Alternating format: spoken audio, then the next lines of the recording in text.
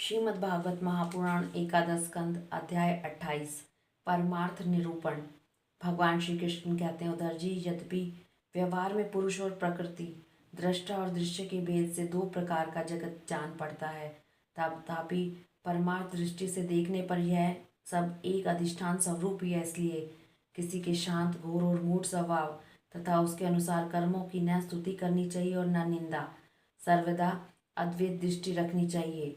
जो पुरुष दूसरों के स्वभाव और उनके कर्मों की प्रशंसा अथवा निंदा करते हैं, वे शीघ्र ही अपने यथार्थ परमार्थ साधन से च्युत हो जाते हैं, क्योंकि साधन तो द्वैत के अभिनिवेश का, उसके प्रति सत्यत्व बुद्धि का निषेध करता है, और प्रशंसा तथा निंदा उसकी सत्यता के भ्रम को और भी दृढ़ करती है। सभी इंद्रियां राजस अहंकार के कार्य हैं। जब वे निद्रित हो जाती हैं, तब शरीर का अभिमानी जीव चेतना शून्य हो जाता है, उसे बाहरी शरीर की स्मृति नहीं रहती।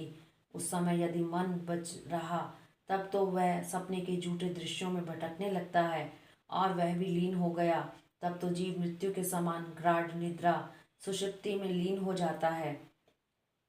वैसे ही जब जीव अपने अद्वितीय आत्मस्वरूप को भूलकर नाना वस्तुओं का दर्शन करने लगता है, तब वह स्वप्न के समान झूठे दृश्यों में फंस जाता है, अथवा मृत्यु के समान अज्ञान में लीन हो जाता है। जब द्वैत नाम की कोई वस्तु ही नहीं है, तब उसमें अमुक वस्तु भली है और अमुक बुरी, अथवा इतनी भली और इतनी बुरी है, यह प्रश्न ही नहीं उठ सकता। विश्व की सभी वस्तुएं वाणी से कही जा सकती हैं अथवा मन से सोची जा सकती हैं। इसलिए दृश्य एवं अनित्य होने के कारण उसका मिथ्यत्व तो स्पष्ट ही है। परछाई, प्रतिध्वनि और सीपी आदि में चांदी आदि के आभास यद्यपि हैं तो सर्वदा मिथ्या, परंतु उनके द्वारा मनुष्य के हृदय में भय, कंप आदि का संचार हो जाता है। वैसे ही देह आदि सभी वस्तुएं हैं तो सर्वदा मिथ्या ही, परंतु जब तक ज्ञान के द्वारा इनकी असत्यता का बोध नहीं हो जाता, इनकी आत्यंतिक निवृत्ति नहीं हो जाती, तब तक ये भी अज्ञानियों को भयभीत करती रहती हैं। जो कुछ प्रत्यक्ष अपरोक्ष वस्तु है वह आत्मा ही है, वही सर्वशक्तिमान भी है। जो कुछ विश्व सृष्टि प्रतीत हो रही है, इसका वह निमित्त कारण तो है ही, उपादान कारण भी है। अर्थात वही विश्व बनाता है और वही बनाता भी है, वही रक्षक है और रक्षित भी वही है। सर्वात्मा भगवान ही इसका संहार करते हैं, जिसका संहार होता है वे भी हैं ही। अवश्य ही व्यवहार दृष्टि से देखने पर आत्मा इस विश्व से भिन्न है, परंतु आत्म दृष्टि से इसके अतिरिक्त और कोई वस्तु है ही नहीं। उसके अतिरिक्त जो कुछ प्रतीत हो रहा है उसका किसी भी प्रकार निर्वचन नहीं किया जा सकता, और अनिर्वचनीय तो केवल आत्म स्वरूप ही है। इसलिए आत्मा में सृष्टि, स्थिति, संहार अथवा अध्यात्म, अधिदेव और अधिभूत, ये तीन तीन प्रकार की प्रतीतियां सर्वदा निर्मूल ही हैं, न होने पर भी यूं ही प्रतीत हो रही हैं। यह सत्व, रज और तम के कारण प्रतीत होने वाली दृष्टा, दर्शन, दृश्य आदि की त्रिविधता माया का खेल है।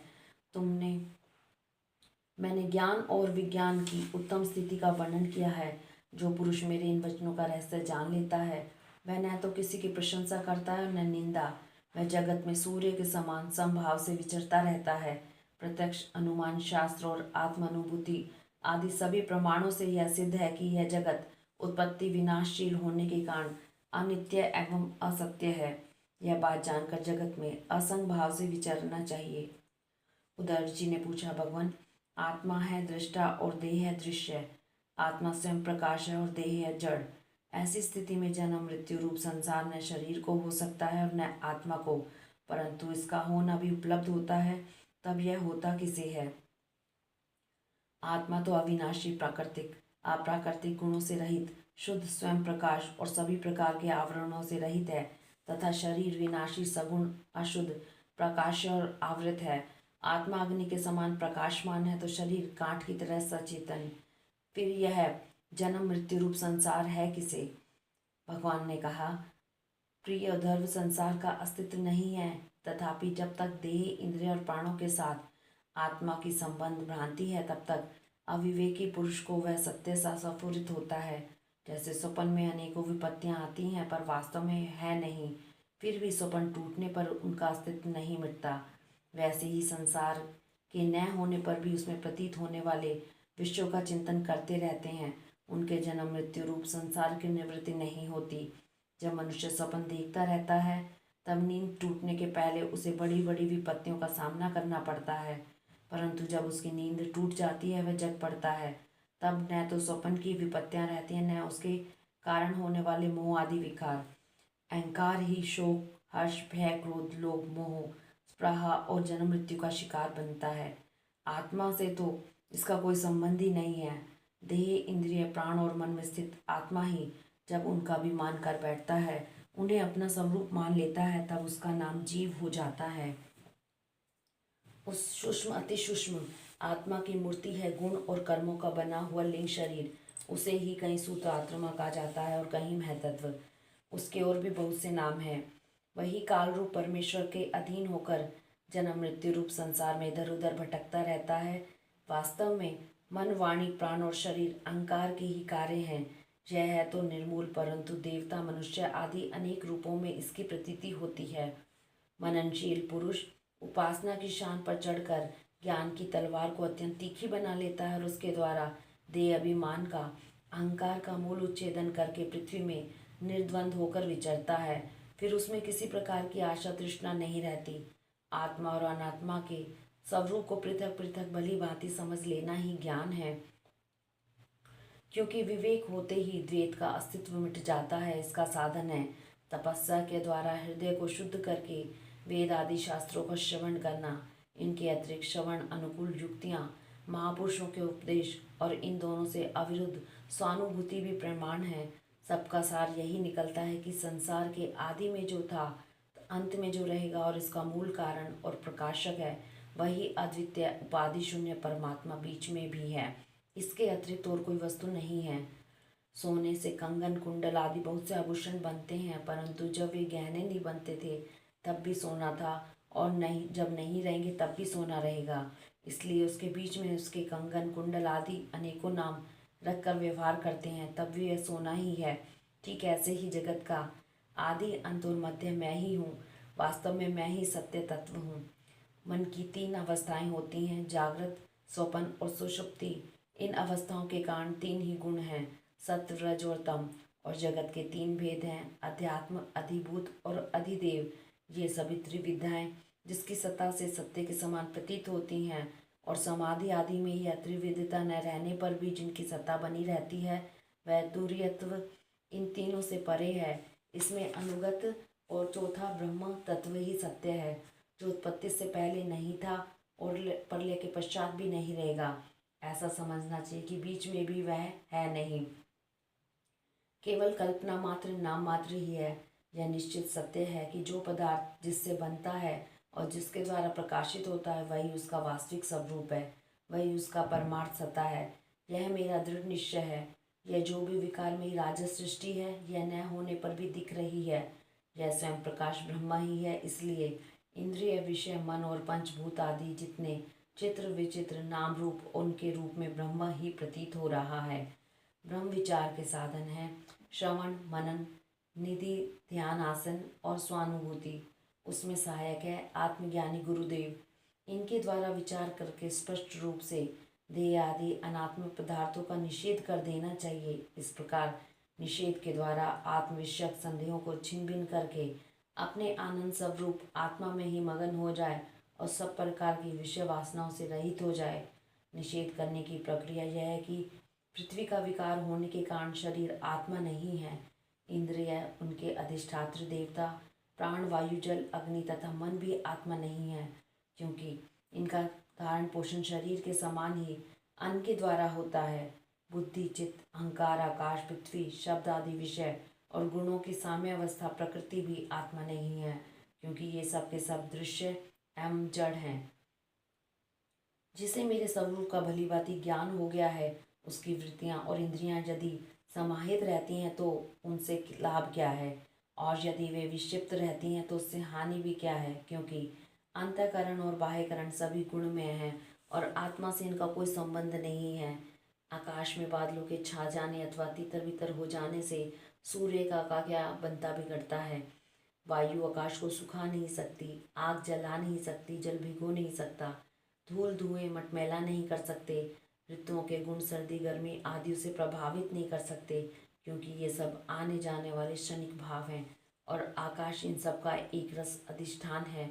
वैसे ही सत्व, रज और तमोगुण की वृत्तियां तथा कर्म अविनाशी आत्मा का स्पर्श तक नहीं कर पाते।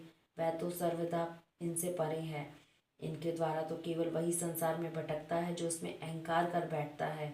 ऐसा होने पर भी जब तक इन माया निर्मित गुणों और उनके कार्यों का संग सर्वदा त्याग देना चाहिए, जब तक मेरे सुदृढ़ भक्ति योग के द्वारा मन का रजोगुण रूप मल एकदम निकल ना जाए।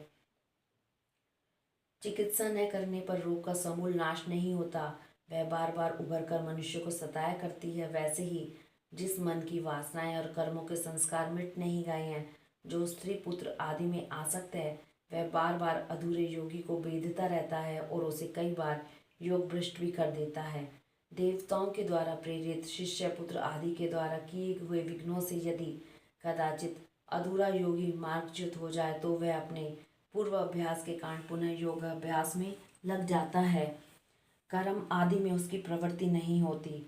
जीव संसार आदि से प्रेरित होकर जन्म से लेकर मृत्यु पर्यंत कर्म में ही लगा रहता है और उसमें इष्ट अनिष्ट बुद्धि करके हर्ष विषाद आदि विकारों को प्राप्त होता रहता है। परंतु जो तत्व का साक्षात्कार कर लेता है, वह प्रकृति में स्थित रहने पर भी संस्कार अनुसार कर्म कर और होते रहने पर भी उनमें इष्ट अनिष्ट बुद्धि करके हर्ष विषाद आदि विकारों से युक्त नहीं होता, क्योंकि आनंद स्वरूप आत्मा के साक्षात्कार से उसकी संसार संबंधी सभी आशा तृष्णाएं पहले ही नष्ट हो चुकी होती हैं।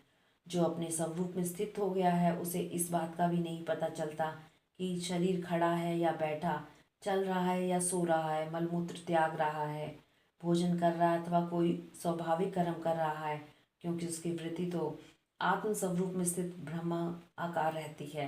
यदि ज्ञानी पुरुष की दृष्टि में इंद्रियों के विविध बाह्य विषय जो कि असत हैं आते भी हैं, तो वह उन्हें अपने आत्मा से भिन्न नहीं मानता, क्योंकि वे युक्तियाँ प्रमाणों और स्वानुभूति से सिद्ध नहीं होते। जैसे नींद टूटने पर स्वप्न में देखे हुए जागने पर तिरोहित हुए पदार्थों का कोई सत्य नहीं मानता, वैसे ही ज्ञानी पुरुष भी अपने से भिन्न प्रतीयमान पदार्थों को सत्य नहीं मानते।